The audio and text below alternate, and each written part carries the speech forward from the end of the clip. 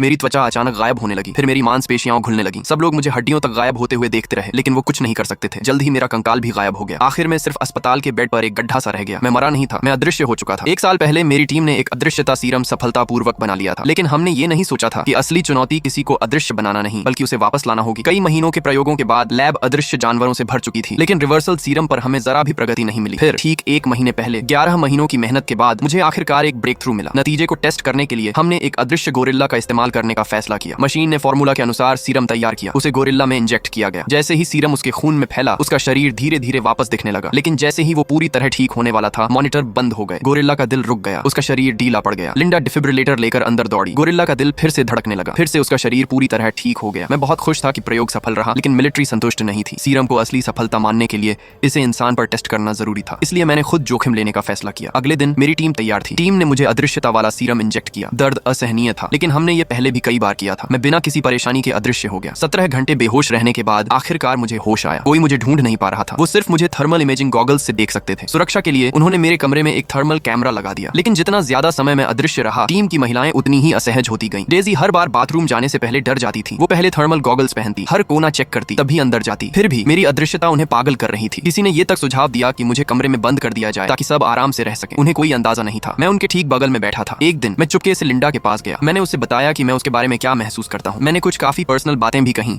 लेकिन लिंडा ने कोई प्रतिक्रिया नहीं दी। जल्द ही रिवर्सल सीरम टेस्ट करने का समय आ गया। सीरम मेरे खून में गया। गोरिल्ला की तरह मेरा शरीर भी धीरे धीरे वापस दिखने लगा, लेकिन दर्द बहुत ज्यादा था। मैंने सांस लेना बंद कर दिया। लिंडा और बाकी टीम ने मुझे किसी तरह जिंदा किया, लेकिन मेरा शरीर फिर से गायब हो गया। इस फेल एक्सपेरिमेंट ने मुझे तोड़ दिया। मेरे पास कोई और रास्ता नहीं था। मुझे अपने कमरे में वापस जाना पड़ा। मुझे इंतजार करना था कि टीम रिवर्सल सीरम को ठीक करे, लेकिन सिर्फ 10 दिन बाद मैं और नहीं सह पाया। जब कोई नहीं देख रहा था, मैं लैब से निकल गया। अपने घर पहुंचकर मुझे थोड़ा बेहतर लगा। तभी मैंने देखा कि मेरी पड़ोसन फिर से कपड़े बदल रही थी। पहले मैं इसे नजरअंदाज कर देता, लेकिन अब मैं अदृश्य था। मेरे दिमाग में एक खतरनाक ख्याल आया। जब मैं लैब वापस पहुंचा, तब तक लिंडा और बाकी लोग समझ चुके थे कि मैं गायब हूं। वो मुझे ढूंढने के लिए ट्रैंक्विलाइजर गन ले रहे थे। जैसे ही उन्होंने मुझे अंदर आते देखा, उन्होंने अजीब तरह से गन नीचे कर दी। मैं अपने कमरे में वापस चला गया, लेकिन उन्हें यह एहसास नहीं था कि अब यह कमरा मुझे रोक नहीं सकता। जैसे ही सब वहां से गए, मैंने थर्मल कैमरा तोड़ दिया। मॉनिटर पर ऐसा लग रहा था कि मैं अभी भी बेड पर लेटा हूं, लेकिन मैं बहुत पहले ही वहां से जा चुका था। उस रात मैं लिंडा के घर गया। मैंने उसे आमिर के साथ करीब आते हुए देखा। गुस्से में मैंने एक ईंट उठाई और बेडरूम की खिड़की तोड़ दी। लिंडा चौंक गई। वो उठकर देखने आई। उसे मैं दिखा नहीं, लेकिन उसे महसूस हुआ कि कुछ गलत है। अब साफ था, किसी को मुझे काबू में रखने का तरीका ढूंढना ही पड़ेगा।